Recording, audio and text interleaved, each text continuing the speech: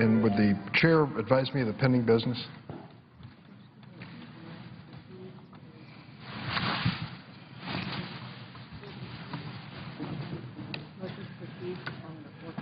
The pending business is a motion to proceed to calendar number 415. S-3240. Farm bill. Is that correct? The agriculture bill? That is correct. Thank you, Mr. President. I was advised of that, and I wanted to double-check. Mr. President, 3 weeks ago, we passed a milestone in U.S. agriculture. The United States Department of Agriculture celebrated its 150th birthday. I take some pride in that, coming from Illinois, because it was then President Abraham Lincoln who created the U.S. Department of Agriculture. He called it the People's Department, and among other things, it became a launching pad for the development of the United States. It was during that same period of the Lincoln presidency that they started the land-grant college system as well as the Transcontinental Railroad. These things literally settled and united our great nation. Since its inception, the U.S. Department of Agriculture has played an important role supporting farmers, investing in rural communities, researching crops, diseases, production practices, increasing energy production, and helping to fight poverty. Now the Senate's turning to the debate on the 2012 Farm Bill that will carry forward the vision of our government's role in agriculture for the next 5 years. While much of the rest of the country has been struggling through a recession, agriculture in America has really remained a bright spot. We've seen record prices and record income in the farm sector. Last year, farm revenues reached $98.1 billion. Times are good, but we can't afford to forget for a moment that there's inherent risk in farming, risks that many other businesses don't face. Droughts, floods, wind damage, rain, pests, just a few of the risks that farmers must cope with on a year-to-year basis. Because of the nature of these risks associated with farming and the important role that farmers play in food production, the federal government, since the days of President Franklin Roosevelt, has long provided a safety net to help farmers in the worst of times. But the need for a safety net must be balanced every time we have a farm bill with the realistic appraisal of the risk facing farmers and acknowledging the resources available by the federal government. The Ag Committee, under the leadership of Chairwoman Debbie Stabenow of Michigan, who's done an extraordinary job with Senator Roberts, the ranking Republican, in bringing this bill to the floor, and the broader agricultural community deserve credit for stepping up to find savings in this farm bill, to cut subsidies, and to make sure that those savings are dedicated toward good programs and deficit reduction. They make real reforms in agriculture programs. The bill on the floor is a huge step forward in putting our agriculture policy on the right track in light of the fiscal challenges we face. It reforms several titles to help managers reduce their risk, make key investments in energy and research, ensure programs are in place to help rural communities grow, and assist those who need to put food on the table. It does all this, and to the credit of the Agriculture Committee, it still manages to save $23 billion over the next 10 years, against what we had projected spending before this bill was introduced. Gone are the outdated direct payments that went to farmers even when they were having record positive income years. To replace direct payments, the Ag Committee has proposed a new Ag Risk Coverage Program known as ARC. ARC is a market-oriented program to build on the principles of the ACRE program that I authored in the last Farm Bill and expanded on in the Aggregate Risk and Revenue Management Act, along with Senator Sherrod Brown, Senator Thune, and Senator Lugar last year. The biggest change introduced by the ARC program is that to get a payment, you have to have an actual loss. Now, that may sound odd to people who are observing this from the outside, but this is a fundamental shift in ag policy, and I think a very wise one. ARC does not guarantee a profit, and it doesn't make the farmer completely whole, but it smooths out the downturns and provides a producer time to shift to a new market condition. Crop insurance protects farmers within any given year. The ARC program is designed to help manage risk when there are repeated years of low prices or low yields. In other words, it makes the payments when they're needed. And even better, the shift to ARC saves the federal government about $15 billion, and I congratulate Senator Stabenow for this extraordinary savings, as well as many other changes within the bill. Other portions of the bill make long-term investments that will help strengthen agriculture. The bill increases mandatory spending, reauthorizes and expands several programs in ag research. It is a small part of the ag bill, but a critically important part of expanding agriculture in America. This bill creates the new Foundation for Food and Agriculture Research, which leverages public dollars to generate private investment. These investments are going to be important to Illinois producers and major research institutions like the University of Illinois, Southern Illinois University, and the Peoria Agriculture Lab, as well as several other universities across our state. The energy title includes mandatory funding for programs to expand bio-based manufacturing, advanced biofuel, and renewable energy. These programs are going to help companies in my state, like Archer Daniels Midland and Patriot Renewable Fuels. They're going to be able to process and manufacture products in rural America. There are many examples in Illinois of new markets being developed and new jobs being created in rural areas because of the growth of bio-based industry. The bill reforms the conservation title to streamline programs, finds additional savings by limiting the number of acres that can participate in the CRP or Conservation Reserve Program. I have some concerns with these cuts and believe our most environmentally sensitive lands need to stay out of production, but I understand that the committee had a tough assignment to balance our policies with the need to reduce the deficit. This also holds true when it comes to nutrition, and I'd like to say a word about the nutrition programs in this bill. You could almost argue that this is a nutrition and agriculture bill, but it is the Farm Bill, and it includes many critical nutrition programs. SNAP is the old food stamp program. It helps those most impacted by the current recession continue to feed their families. You can't really improve your situation in life if you're hungry. The committee bill takes some steps to reduce fraud in SNAP programs, and I heartily endorse that. And we can't really argue against those. But I'm concerned about rumblings from other members considering amendments to cut the program more fundamentally and alter the way that the SNAP program works. Let's be clear, we should not be cutting food assistance at a time when we are setting record poverty levels. In 2010, the United States set a new record with 15.1% of the population living in poverty. That's over 46 million people in our country. For them, the SNAP or food stamp program is a lifeline. I invite my colleagues who are anxious to cut these programs to go visit the local pantry, whether it's run by the church or whether it's a food bank in your area, and watch the people coming through the door. Some of them are very poor. Some of them are very elderly. Some of them are coming from work or going to work. They just don't make enough money to feed their families. Now's not the time to cut food assistance for American families. If you need more savings, I encourage my colleagues, look somewhere else in this bill. While the Agriculture Committee bill makes major reforms, there's still more that can be done. The bill makes no changes to the sugar program that forces consumers in America to pay higher prices at the store and costs us jobs in America. I plan to support an effort from several of my colleagues to make some relatively minor changes that will benefit both consumers and businesses. There's another area that needs further reform. It's the area of crop insurance. The crop insurance program costs have risen dramatically over the last several years, even when farm income was rising dramatically. Just last year, the federal government spent more than $7.4 billion in crop insurance premium support. This does not even account for the amount sent to crop insurance companies, the companies that actually sell the crop insurance, to simply sell the policies. Incidentally, by selling those policies, they get a 14% return. Not a bad deal. However, the crop insurance title sees the largest single expansion of any title in the Farm Bill without making major efforts to rein in the cost. We can do better. I've joined with my Republican colleague, Senator Tom Coburn, to find additional savings in this title. In our opinion, it is not unreasonable to ask the wealthiest and most prosperous farmers in America to pay a little more for their crop insurance. Right now, the federal government is subsidizing 62% of premium cost for crop insurance. For those who are making over $750,000 a year, a slight reduction in that federal subsidy is not hard to explain, at least from where I'm standing. I commend my colleagues on the Ag Committee for sending us this bipartisan bill.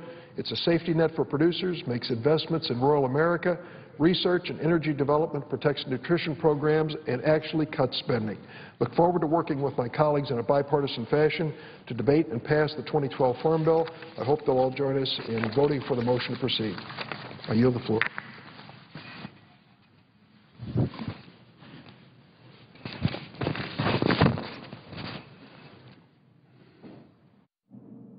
Mr. President. The senator from Kansas. Mr. President, I ask unanimous consent to enter into a colloquy with my Senate colleagues. Without objection. Mr. President, thank you very much. Entrepreneurs and new businesses are vital to the strength of the United States economy. We need to be a competitive country in which we have great success in creating jobs in America. Between 1980 and 2005, startups companies less than 5 years old accounted for nearly all the net new jobs created in our country. New firms create an average of approximately 3 million jobs each year. In order to create jobs for Americans, we need to create an environment where entrepreneurs are free to pursue their ideas, start businesses, and hire American workers. Now, why is this important? This is important, obviously, for purposes of creating the opportunity for all Americans to pursue the American dream. It's important for us to have the ability to put food on our families' tables and save for our kids' education, to save for our own retirement. And it's important because at a time in our nation in which our fiscal condition of the federal government is so serious, so much out of balance, we are spending so many more dollars than we take in, the deficit is holding back the growth of our country. It's important, these facts are important because at this point in time, because of our country's fiscal condition, we have an inability to grow the economy, and we have seen little evidence that the administration and Congress are willing to address our fiscal issues. I raise these facts because we have to act now in order to create jobs in this country, and the way to do that is to create an entrepreneurial and innovation environment in which people, Americans who have ideas, want to take a product to market. In the process of pursuing their success, they put other Americans to work. We need to create the environment in which that can happen. And in the process of creating the benefits of new jobs in America, we will have a better fiscal condition than the one we find ourselves in today and prolong and avoid the chances that the United States become another Greece or other southern European country. A number of us in the Senate who believe that we can work together to accomplish this have come together and entered into negotiations and created legislation based upon information provided by the Kauffman Foundation on Entrepreneurship in Kansas City, as well as the President's Council on Jobs and Competitiveness. And on the floor today with me are several of those colleagues. The senator from Virginia, Senator Warner, and I gathered together our thoughts several months ago and introduced legislation called the Startup Act. Also on the floor this afternoon is Senator Coons of Delaware. He and the gentleman from Florida, Mr. Rubio, introduced the AGREE Act, designed to put some things in place that most members of Congress agreed upon to grow the economy and create jobs. The four of us then came together with an idea and have now introduced Startup 2.0. Today, members of the House of Representatives introduced companion legislation this morning in a bipartisan effort, and so we now have a bipartisan, bicameral piece of legislation that we believe is important to the country. We believe it is important to individual citizens, and we believe it's important in the ability for us to have the economic growth necessary to begin the process of making our country fiscally sound again. This legislation has a number of components related to the tax code, related to the regulatory environment, related to the global battle for talent, related to the ability for us to take the money that we spend, the taxpayer dollars at universities in conducting research, and to encourage that money be spent in a way for research that is able to be used in bringing new products to market, in commercialization, and to create an environment in which states across the country can demonstrate their interest and willingness in pursuing an entrepreneurial environment so that entrepreneurs and innovators find the place to build their companies.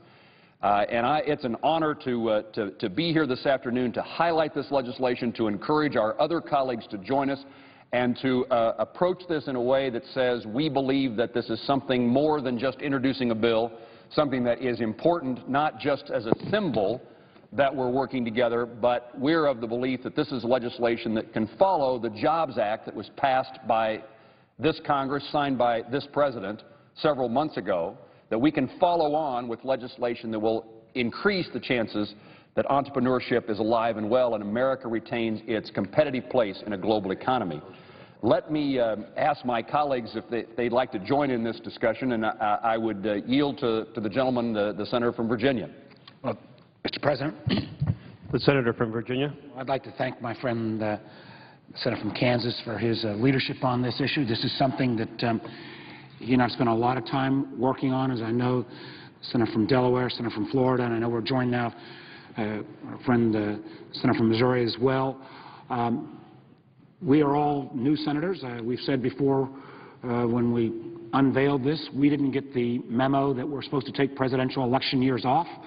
We still think the needs of our country ought to trump election year politicking, and think this is one of those spaces where we can find that common ground. I spent 20 years as an entrepreneur and a funder of startup businesses, and everything in my experience validates what Senator Moran has talked about, that, you know, candidly, the facts show 80% of all the new jobs created in America in the last 20 years have come from startup businesses. They're not all tech businesses. I think about Under Armour, which is right up the road in Maryland, close to our friends in Delaware. And there are certain key things that every startup business needs. They need access to capital. They need access to talent. They need access to new ideas. They need to make sure we've got a stable regulatory environment that's not overly burdensome.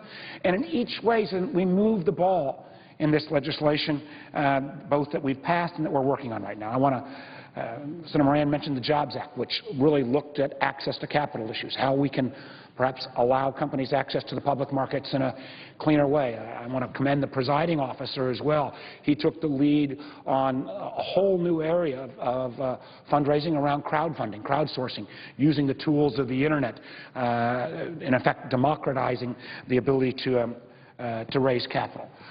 This legislation, Startup 2.0, we take on a series of other issues. One of the issues is the question of talent.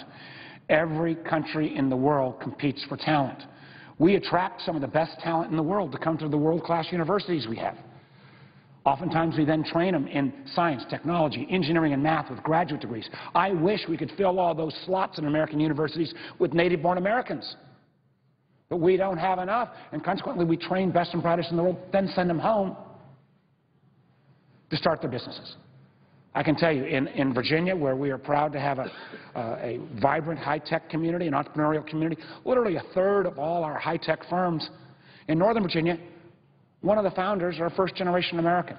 If we had the same immigration policies 20 years ago that we have today, we wouldn't have had that kind of explosive growth, particularly we had all across America in the 90s from technology.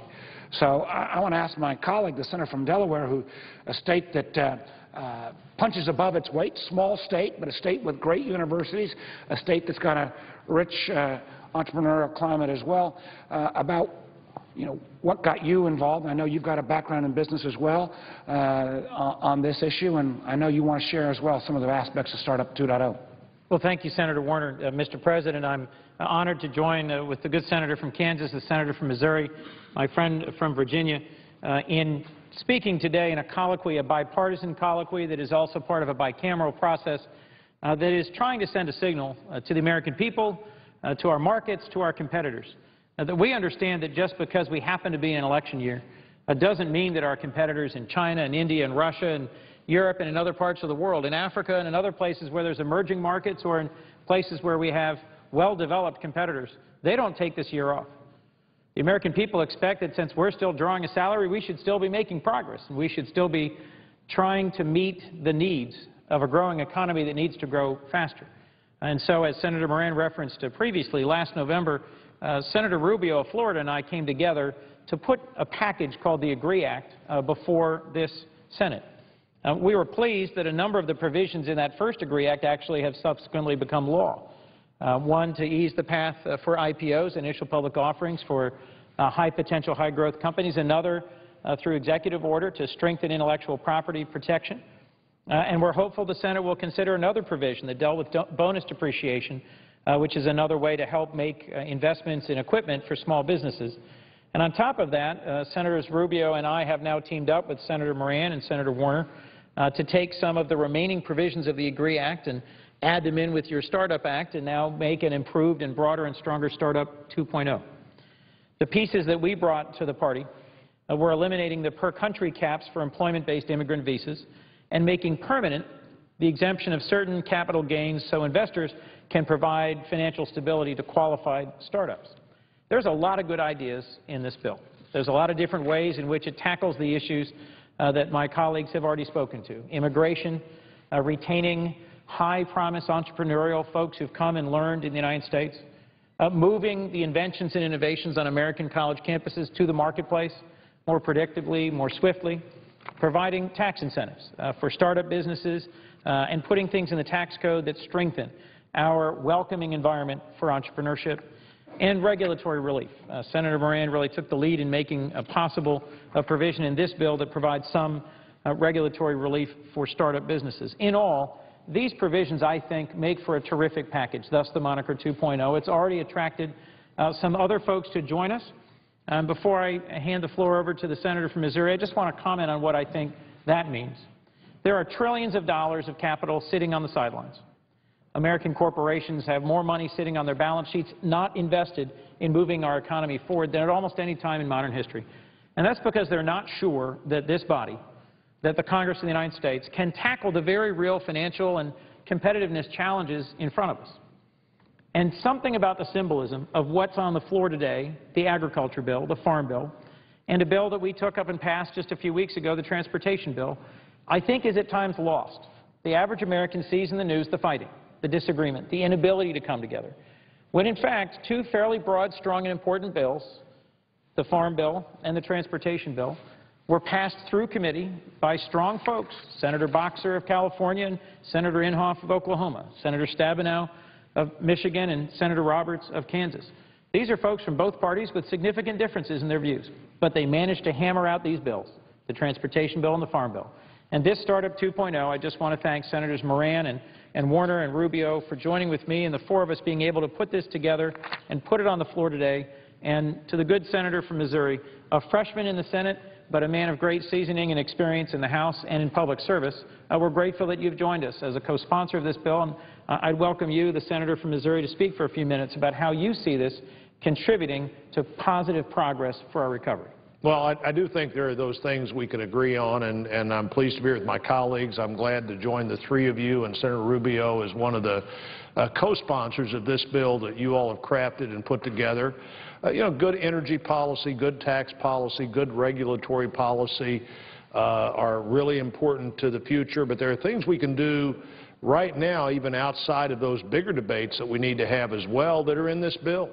You know, who would have thought, Senator Moran brought this poster to the floor, that Great Britain would become a real competitor for us as a better place to do business. And I've talked to more than one American business lately that's actually changed their worldwide headquarters and their corporate structure to Britain instead of the United States of America.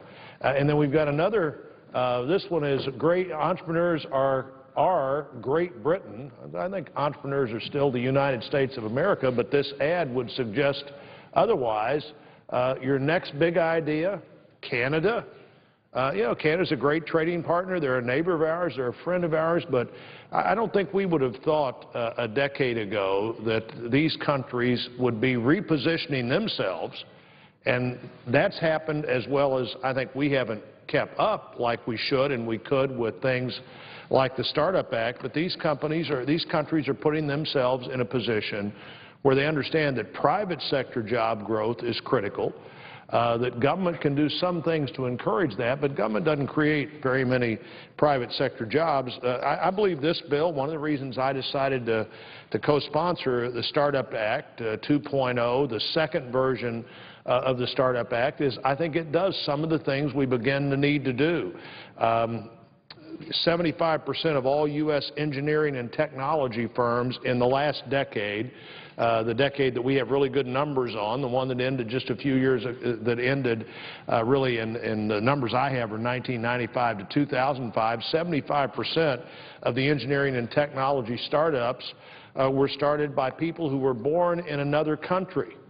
And this bill just simply creates a visa program that allows entrepreneurs who have good ideas and frankly have some money to go along with those good ideas to come to the United States of America and start those jobs, to take advantage of our great workforce, to take advantage of the position that we have to be able to send products all over the world, and to do that here.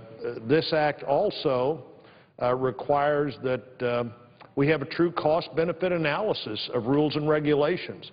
The federal government, last year, of the 66 rules that cost more than $100 million, only 18 of them had what you could really describe as a cost-benefit analysis. And there are lots of things that would be fine to do, but if the cost to the economy, if the cost to jobs, if the cost to families is greater than the benefit, we shouldn't do them. And so this bill says that says let's go ahead, let's not let the cost of something overwhelm the benefit to the economy or become the negative impact on the economy. Long-term investment in this act with startups would have some exemption from the capital gains. So you're risking a lot of money with a startup, and this is saying, okay, we want to raise the reward quotient of that risk so that we encourage people to take the risk. You know, if you're doing a startup, the odds are pretty high that that money may not ever come back. And so whatever you can do to encourage that money be put on the table, that those jobs be created. In 2009, 651 startups were created with university research involved as a component. And this just further opens the doors of grant dollars that are already available, of federal research and development funds, to be even more open to a university partner as part of that private sector effort. So I think we've got to be focused on opportunity for families, opportunity for individuals.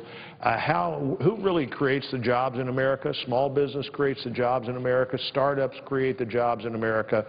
And so, Senator Moran, I'm pleased to be here standing with you on the floor. And the next big idea is the biggest idea for the last couple hundred years, which is the United States of America intends to be a competitive leader in the world. And what do we need to do as members of the United States Senate to see that that happens? And I'm glad you and Senator Warner and Senator Coons, Senator Rubio are leading this effort. I'm glad to join you in it, and glad to be here on the floor with you today. Very much appreciate the senator from Missouri's his remarks, but his sponsorship of this legislation. Let me highlight something that he pointed out, which is in the short time that those of us on the floor today have been in the United States Senate, about 14 months, 7 countries have adopted new laws to attract entrepreneurs. We have not. Listen to this fact. A recent report from the World Bank shows that America has slipped in the rankings in terms of startup friendliness from 1st to 13th. This is about, while there's provisions in here about visas for those who are foreign-born, this is very much about American jobs. This is about the opportunity for someone to start a company here and hire Americans, and if you happen to be someone who is foreign-born but highly educated in science, technology, and engineering, and entrepreneurial with money who wants to invest in the U.S. economy and agree to put people to work, we're saying that our doors of the United States of America are open for business for purposes of hiring United States citizens. It is an important component, and we do not want to lose this battle. As we see, these are ads from U.S. publications in which entrepreneurs are being lured to places outside the United States to start their companies. When I visited with an entrepreneur recently, they said, you know, we couldn't get the person we needed to hire to work at our company because they couldn't get a visa, they were foreign-born. So we hired them, but we put them in our plant in Canada. We put them in our facility in Dublin. And the fear is, the concern there is more than just those number of jobs that were not then created in the United States. It means that people who are entrepreneurial are now in Dublin and in Toronto, where they're making decisions not just about today's, what they have to do today for a check, but when they have an idea about starting a business, they're outside the United States, and we lose the benefit of that job growth. Let me also say something else about this legislation. It's designed in fact, an entrepreneurial engineer told me that to get a plane to fly, there's two forces at work, thrust and drag.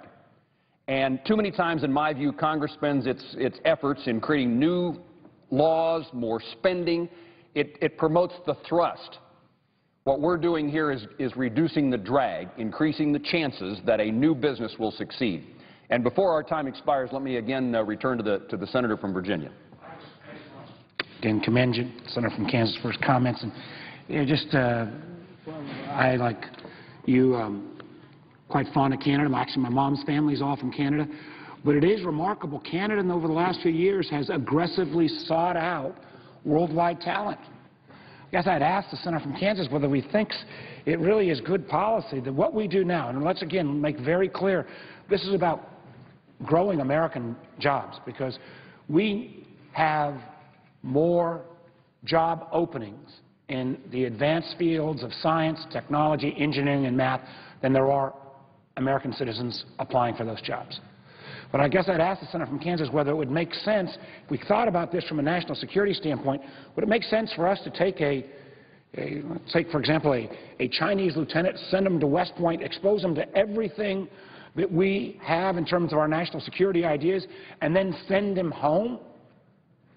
I guess I'd ask the senator from Kansas whether we thought that would be good national security policy, since in effect that's what is our current national immigration policy on an equally important front, I think, in terms of job creation and economic activity. Well, Mr. President, the answer to that in Kansas is that lacks common sense. That doesn't make any sense at all. There's no good judgment.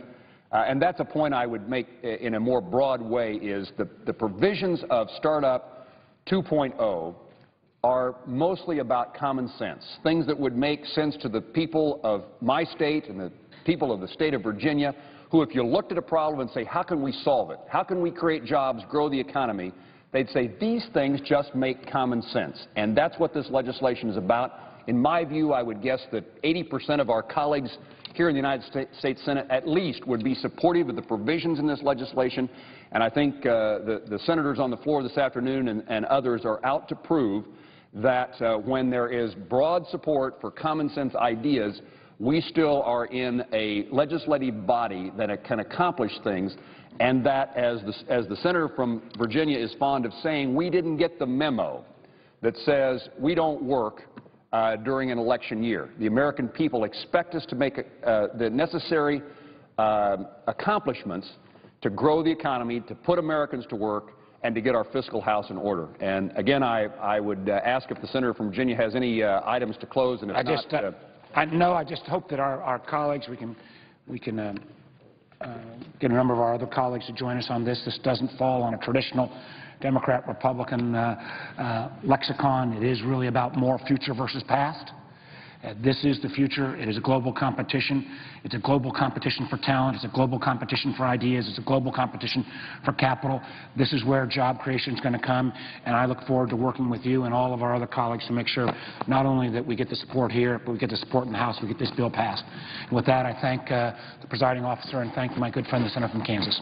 Mr. President, I thank the senator from Virginia and as well as Senator Coons and Senator Blunt for joining me today, and I yield the floor.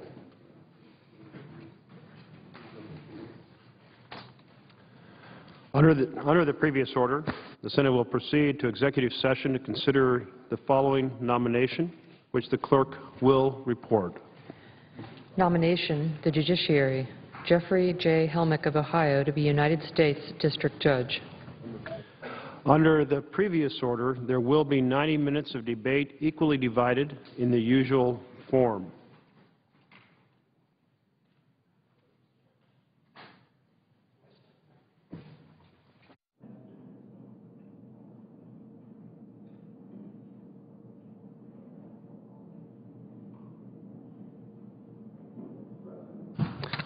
The senator from Ohio. Thank you, Mr. President. The United States Constitution entrusts the United States Senate with one of our democracy's most important obligations to, quote, advise and consent, unquote, to judicial nominations. Yet today, almost half of all Americans, 133 million citizens of our great country, live in districts or circuits that have a vacancy due to the inaction of members of this body. We have an opportunity today to take seriously our responsibility to do something about that and take one significant step by voting to confirm Jeffrey Helmick to serve as the United States District Court Judge. President Obama nominated Mr. Helmick to serve on the U.S. District Court for the Northern District of Ohio on May 11, 2011. Based on a bipartisan commission's recommendation, based on my own judgment, I had no hesitation whatsoever in suggesting Jeffrey Helmick's name to President Obama. Let me tell you about our selection process. In 2009, then Senator George Voinovich, a Republican, and I assembled a bipartisan commission of distinguished Ohioans in the legal community. The commission included a former Attorney General of Ohio, a law school deans, other accomplished Ohioans. In order to avoid any conflicts of interest, leading legal professionals from the Southern District of the state — Ohio has a Northern District, which includes Toledo, Akron, Canton, Youngstown, Cleveland, and a Southern District including Columbus, Dayton, Cincinnati, and other communities — leading legal professionals from the Southern District of the state reviewed nominations for vacant judgeships in the Northern District and vice versa. The members of the bipartisan commission, and they were each of these commissions, the Northern and Southern Districts, were almost exactly half Republican, half Democratic, one slightly more Republican, one slightly more Democratic. The members of this commission spent a substantial amount of time, as they have on previous judges in the process we set up, screening, interviewing, and discussing the candidates. At the end of this process, they selected Jeffrey Helmick, a native of Toledo, to be the nominee for his judicial vacancy. They gave me 3 highly qualified names, suggesting that I interview them, which was part of the process. I then, with their advice and consent, if you will, after speaking with almost every one of the 17 members of the committee, personally, on the phone or in person, I chose to send Jeffrey Helmick, a native of Toledo, to be the nominee for this judicial vacancy. Mr. Helmick continues to live in the town he grew up in, Toledo. He lives there with his wife, Karen, an attorney also, and their son, Joel. Each of the 17 members of this commission I spoke with was impressed by Jeff's thoughtfulness, his temperament. I might have erred there. I might have spoken with 15 or 16. There were 1 or 2 that were on vacation I didn't reach, but I want to be precise. Each of the members of the commission I spoke to, and that was at least 15 of the 17, was impressed by Jeff's thoughtfulness, his temperament, his extraordinary reputation among his peers, even among opposing counsel, people who had opposed him in a judicial proceeding. The chair of the commission, Nancy Rogers, former dean of the Ohio State University Law School, the Morris School of Law, former Attorney General of Ohio, said of Jeff, quote, "He's shown a commitment to integrity and to excellence and a dedication to his community and to the administration of justice." Helmick not only has the support of this bipartisan selection committee, again, jointly selected by Senator Voinovich, a Republican, and by me, a Democrat, he has the support of the larger legal community, including all of the federal judges that he will serve beside at the federal courthouse in Toledo. United States District Court Judge Jack Zuhari, nominated by President George W. Bush, has been a judge in the Northern District since 2006. He currently is the sole active judge in the court in the Western Division, that's the Western Division of the Northern District in Ohio, and will be working most closely with this new judge, we hope. Judge Zuhari wrote to this committee recommending Jeff Helmick's expedient confirmation, and for some time, Judge Zuhari has asked the United States Senate to move forward on this confirmation. He wrote, quote, "You'll find no better candidate than Jeff Helmick. He possesses the intelligence, the passion for our justice system, and the necessary temperament and people skills to be an outstanding district court judge," unquote. If that weren't enough, he also said, in the private practice Lawyers are able to choose their partners. Federal judges don't have such a luxury. We must work with whomever you confirm. And he wrote, I would be thrilled to have Jeff as my partner on the bench. Ohio State Senator Mark Wagner, a Republican, represents much of that area in the state legislature of the Western Division of the Court. He's a state senator. He's chair of the Ohio State Senate Judiciary Committee, a longtime member of the Toledo Bar Association. State Senator Wagner recommends Jeff for this position. Again, State Senator Wagner, a Republican, said, Jeff is someone, quote, who stood for principles, litigated honestly, ably defended our constitutional system of government. He's held in very high esteem by the local bar. His support crosses partisan lines, unquote. The Bipartisan Selection Committee, again, which former Senator Voinovich and I convened, did its job well, Madam President. Today, we must do our job. Jeff Helmick understands the needs and challenges facing the Northern District of Ohio and our legal system generally. Rising costs of litigation, increasing size and scope of court dockets together pose numerous challenges to any system of justice. But it's because of his experiences and respect from fellow lawyers and judges he's worked with that he's well prepared to meet these challenges. He's a courtroom innovator, having worked with the courts to integrate cutting-edge technologies into courtrooms to ensure that the administration of justice is efficient and equal and fair and open to all who seek it. I'm not a lawyer, Madam President, but that's what lawyering and the judicial system should be all about. Outside the courtroom, Jeff Helmick is equally dedicated to serving the public. A supporter of pro bono service, he volunteers at the Maumee Valley Criminal Defense Lawyers Association to improve the professionalism of lawyers and access to justice for the underserved. He's past president of the Pimbersville Boys Ranch. It helps troubled young men who need a home or safer environment to reach their potential. Jeff Helmick will make an outstanding judge in the U.S. District Court for Ohio's Northern District. I agree with Judge Suhari, that, quote, we will find no better candidate than Jeff. Again, Judge Suhari was a George W. Bush appointment. That's why I urge my colleagues on both sides of the aisle to confirm Jeff Helmick today. The snail pace with which we've been moving on judicial nominations threatens to delay justice for far too many Americans. Right now, 15 nominations reported favorably by the Judiciary Committee are awaiting a Senate confirmation vote. Right now, nearly 1 in 10 federal judgeships is vacant. Earlier this year, the Nonpartisan Administrative Office of the Courts, the nonpartisan agency charged with running our federal district courts, declared a judicial emergency for Ohio's Northern District. We need to act right now, today, to confirm Jeffrey Helmick. People of Ohio have waited for too long. The result is that litigants in the Northern District of Ohio are experiencing delays in having their cases resolved. In too many cases, justice deferred can be justice denied.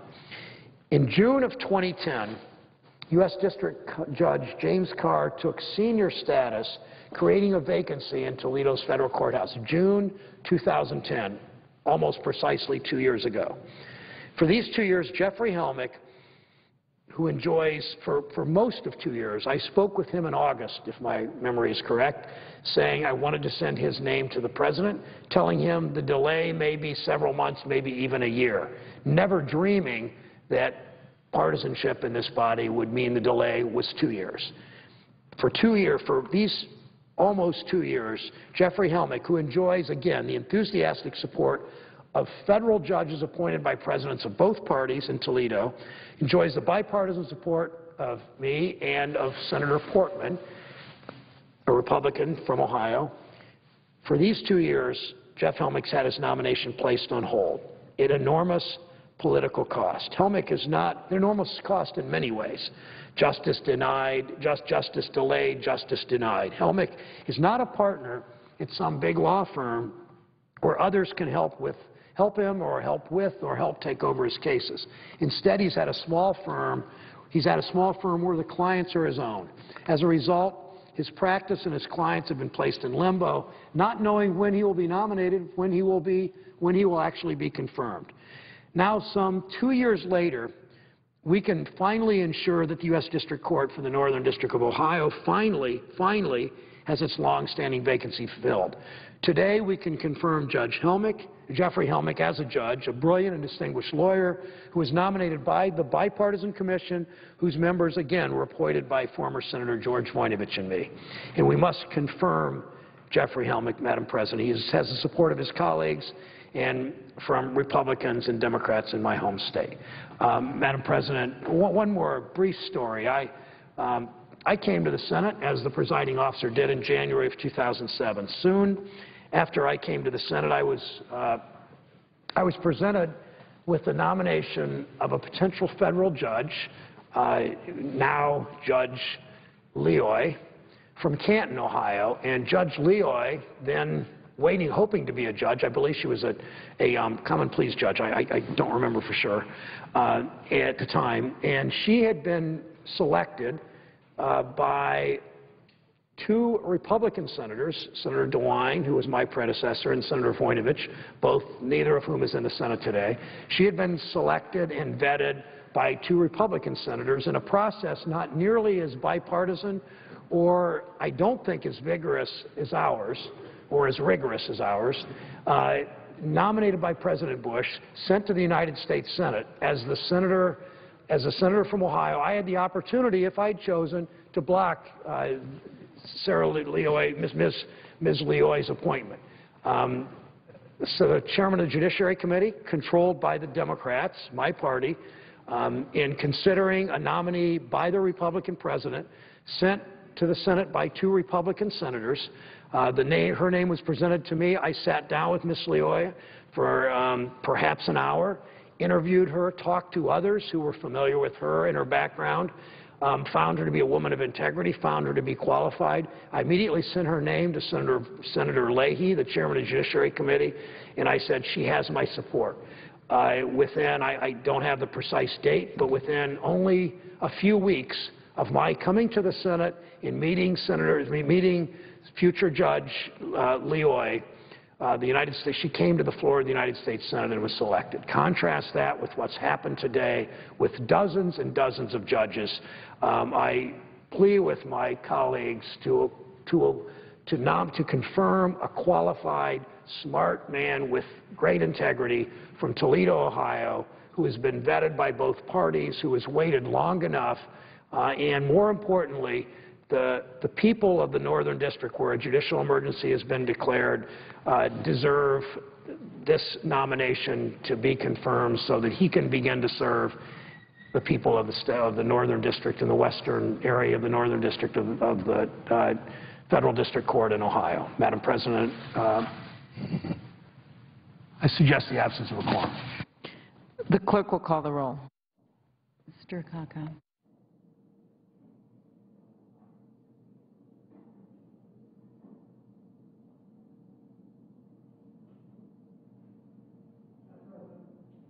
Senator from Ohio. At the time, under the quorum call, be charged equally to both sides. We're in the quorum call, Senator. Madam President, I ask the quorum call be vitiated. Without objection, so ordered. Thank you, Madam President. I ask unanimous consent that the time be assigned equally divided during the quorum call. Without objection, so ordered.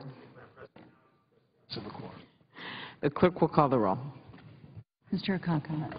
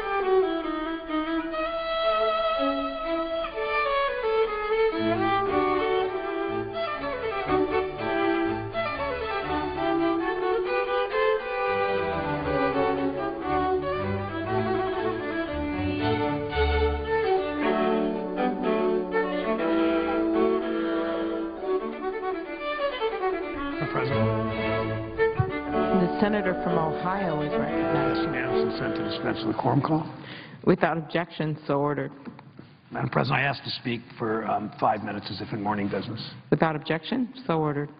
Madam President, 68 years ago today, June 6, 1944, some 150,000 Americans, including many Ohioans, began what seemed like an impossible journey. Supreme Allied Commander Dwight Eisenhower called it the Great Crusade. 6:30 on a fog-filled morning on June 6th, our service members made it to France. They waded on shore, past mines, landing from the air, past sharpened stakes, and crawled toward gunfire. General Eisenhower told our sailors and our soldiers and our airmen that the eyes of the world, the hopes and prayers of liberty-loving people everywhere were with them. A mere 50-mile stretch of the French coast, places like Utah and Omaha, Gold and Juneau, Pointe du Hoc and Sword were all that stood between humanity's freedom and Hitler's aggression. But our warriors, men like Ohio's own Private First Class Frank Hargett, did not give up. Last May, I had the honor of presenting Mr. Hargett of Akron, Ohio, with the service medals he earned during World War II, some 66 or 7 years later, 67 or 8 years later. Frank Hargett joined the Army in September 1943 and was immediately sent to the European theater. He was given the unenviable task of scout and was dispatched to the front lines to perform reconnaissance. His job was to gather intelligence on enemy forces. Many times, Mr. Hargett told me, he was so close to the German front that he could see German soldiers eating their lunch. He served in 5 battle campaigns, from D-Day to the Battle of the Bulge and in Central Europe. Mr. Hargett was discharged in November of 1945 after the war was over without receiving the Bronze Star he had earned. My office helped him finally receive that Bronze Star and 7 other medals and awards. He helped our nation and the world. Think about this, living with this for the next 60 years of your life. He helped the nation and the world overthrow an evil regime. Today, we recognize men like Frank Hargett, who overcame great odds thousands and thousands of miles from home. D-Day was the largest amphibious invasion in recorded world history, with 73,000 American troops, 61,000 British troops, 21,000 Canadian troops, and 195,000 Allied naval and merchant marine personnel and more than 5,000 ships involved. After 24 hours, only 2,500 troops of the 101st and 2,000 of the 82nd Airborne were under the control of their parent units. At Gold Beach, 25,000 men landed, 400 were killed. At Omaha Beach, the U.S. 1st Infantry and 29th Infantry Divisions found their section to be most heavily fortified of all the invasion beaches. The official record stated, quote, within 10 minutes of the ramps being lowered, the leading company had become inert, leaderless, and almost incapable of action. Every officer and sergeant had been killed or wounded. It had become a struggle for survival and rescue. The 2nd Ranger, unquote, the 2nd Ranger Battalion had to scale 100-foot cliffs under the cover of night and then attack and destroy the German coastal defense guns at the massive concrete cliff-top gun emplacement at Pointe du Hoc. But despite these obstacles, young men like Frank Hargett from Akron, Ohio, who participated in this invasion, fought and persevered and began the liberation of Europe with little else besides their training, their comrades, their courage, and their refusal to quit. These men proved that the forces of freedom are strong. I would suggest the forces of freedom are still strong today. Members of the Allied forces showed us the strength of humanity over tyranny. Franklin Roosevelt knew that our D-Day warriors would, quote, not rest until the victory is won, unquote. And we did win. Today we salute the Frank Hargetts of the world. There are still thousands of World War II veterans left. Most have died. Most that fought in D-Day, who survived D-Day, are no longer with us. Some still are. We salute them. And we salute those who went before them for running towards danger in order to secure peace. Madam President, I suggest the absence of a quorum. The clerk will call the roll. Mr. Akaka.